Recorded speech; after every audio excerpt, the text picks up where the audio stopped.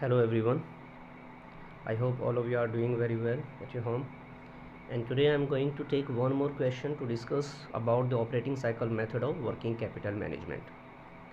As I've already told you that this is very important topic of your syllabus और इसी topic से most of the times आपको case studies देखने को मिलती है जो इस बार आपके सिलेबस के अकॉर्डिंग 20 मार्क्स की है. So let's focus on the question. The details are here that from the information given below calculate working capital requirement by operating cycle method. We have been given data of 2 years here on 1st of April 2009 and here on 31st of March 2010.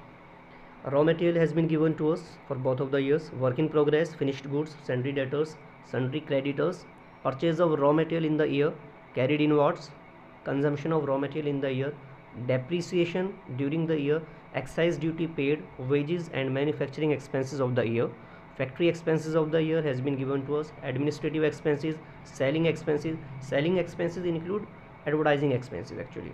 So sales during the year has been given to us and it is also mentioned that assume 365 days in a year.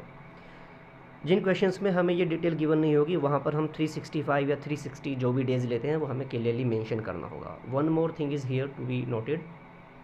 If there is no information given about the sales whether that is based on cash or based on credit, then we will consider that complete sales is based on credit system actually.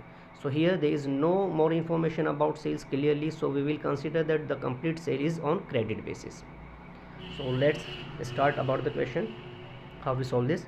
Actually this is operating cycle method and operating cycle method में हमें क्या करना होता है, पहले हमें production में लगने वाले जितने भी स्टेजेस हैं उन सभी स्टेजेस में कितना टाइम लगेगा उन सभी टाइम का हमें टोटल करना होता है.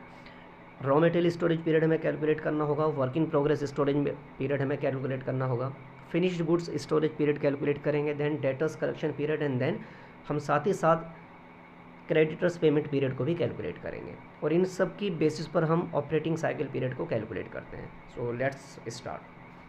सबसे पहले हमें क्या करना होगा, raw material storage period calculate करना होगा and for the calculation of this thing we have a formula that average stock of raw material divided by daily average consumption of raw material. So using this formula we can easily calculate raw material storage period. raw material storage period को जो हम formula के basis पर देखते हैं तो वहाँ m से represent करते हैं. And here on the basis of the information given to us we will calculate that raw material का हमें जो स्टॉक गिवन है, opening stock 4300 and closing stock हमारे पास ये रहा, तो हम इसका एवरेज स्टॉक जब निकालेंगे तो दोनों को सम करेंगे 4300 plus 4700.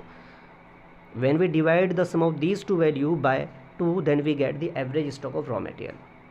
Now for daily average consumption we have been given here with the information that consumption of raw material in the year is 16425.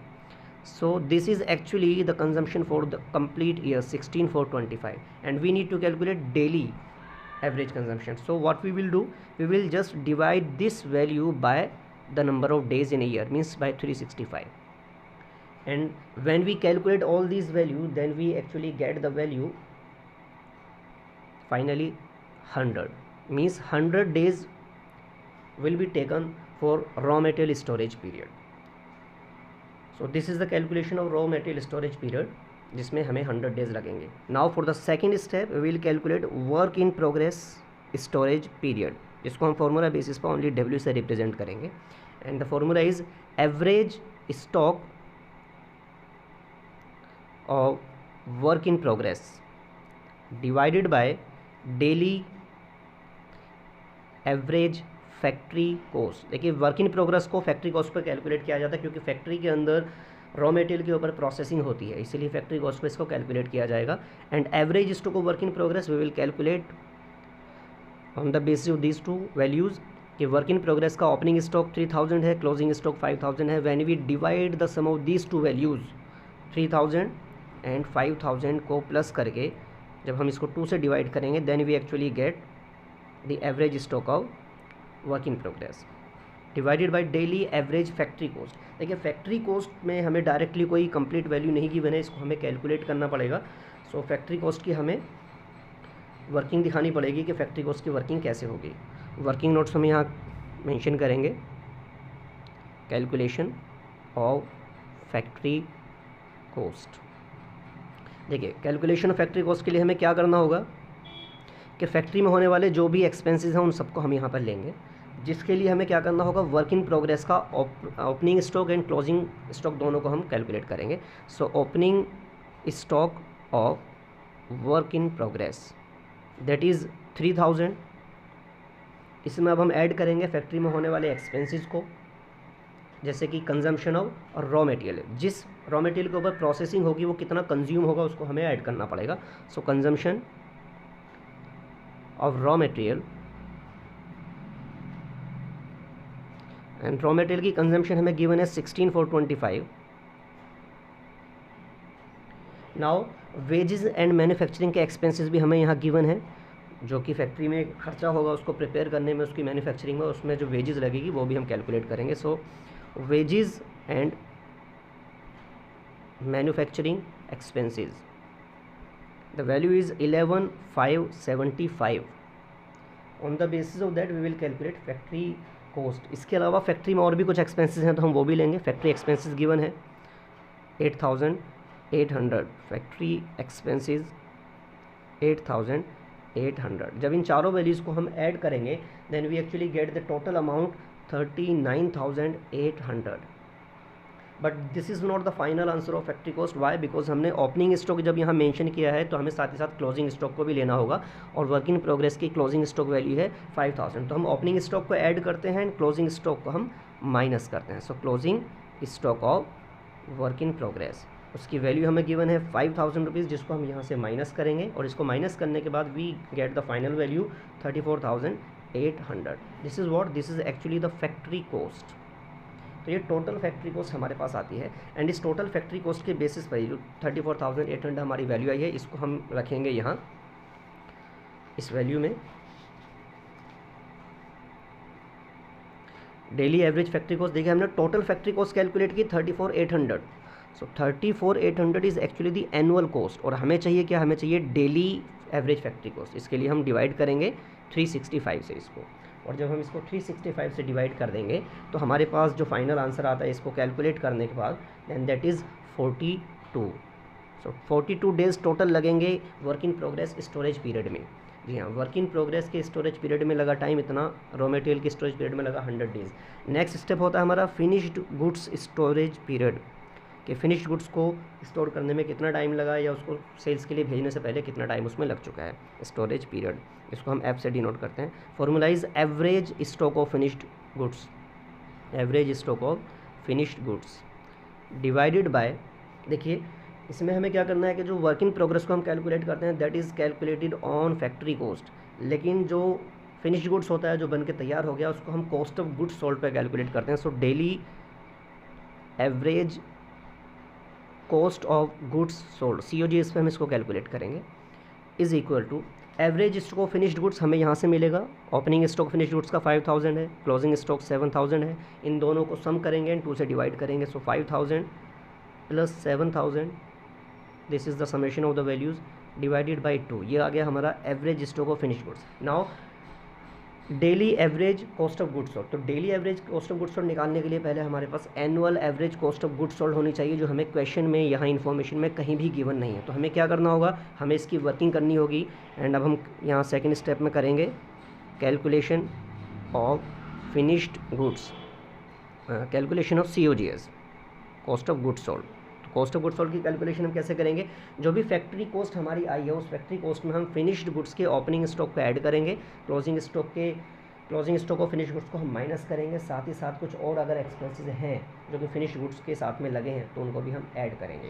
तो हमें इसकी कैलकुलेशन करनी है। Opening stock of finished goods value है 5,000, हम इसमें add करेंगे factory cost को जो अभी हमने ऊपर कैलकुलेट किया है। फैक्ट्री कॉस्ट हमने कैलकुलेट किया 34,800, हम इसको ऐड करेंगे 34,800, this will be added to this amount and then some other expenses if any given in the question. देखेंगे हम यहाँ पे कि यहाँ पर एक वैल्यू दी हुई है एक्साइज ड्यूटी के नाम पर।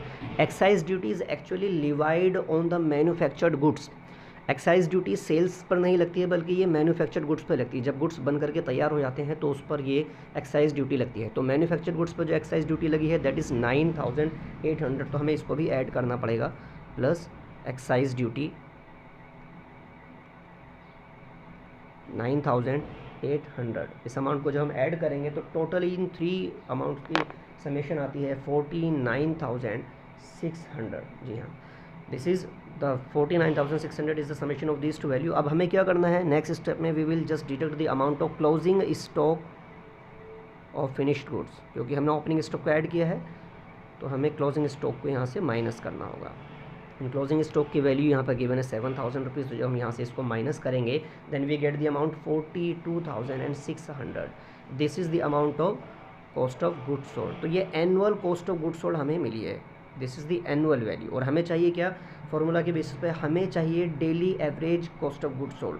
तो daily average cost of goods sold निकालने के लिए हम क्या करेंगे, देखिए ये एनुअल वैल्यू है 42,600 और इसको हम अगर हम नंबर ऑफ डेज से डिवाइड कर देते हैं then we get the average daily cost of goods sold. और हम इसको जब कैलकुलेट करते हैं finally we get the value 51। So 51 days यहाँ लगते हैं average stock of finished goods की अगर हम बात करें, या फिनिश्ड गुड्स स्टोरेज पीरियड में 51 डेज़ हमारे टोटल लगते हैं। ये 3 वैल्यूज़ हम ऑलरेडी कैलकुलेट कर चुके हैं। नाउ फोर्थ वैल्यू हमें कैलकुलेट करनी होती है डेटर्स कलेक्शन पीरियड के लिए। डेटर्स कलेक्शन पीरियड, देखिए डेटर्स के लिए हम एक बात मानें कि जैसे कि मैंने पहले ही कहा है कि अगर सेल्स के बारे में कोई क्लियर इन्फॉर्मेशन नहीं है then we will assume that the complete sales और the entire sales is on credit basis. तो हम कंप्लीट सेल्स को ही क्रेडिट बेसिस पर मान लेंगे। इसका फॉर्मूला होता है एवरेज डेटर्स या एवरेज रिसीवेबल्स। इसमें रिसीवेबल्स नहीं है तो हम ओनली डेटर्स की ही वैल्यू ले लेंगे, average debtors divided by daily average credit sales, daily average credit sales. तो सारी ही सेल्स को हमने क्रेडिट सेल्स माना है। तो हम यहाँ से सेल्स की वैल्यू देखेंगे।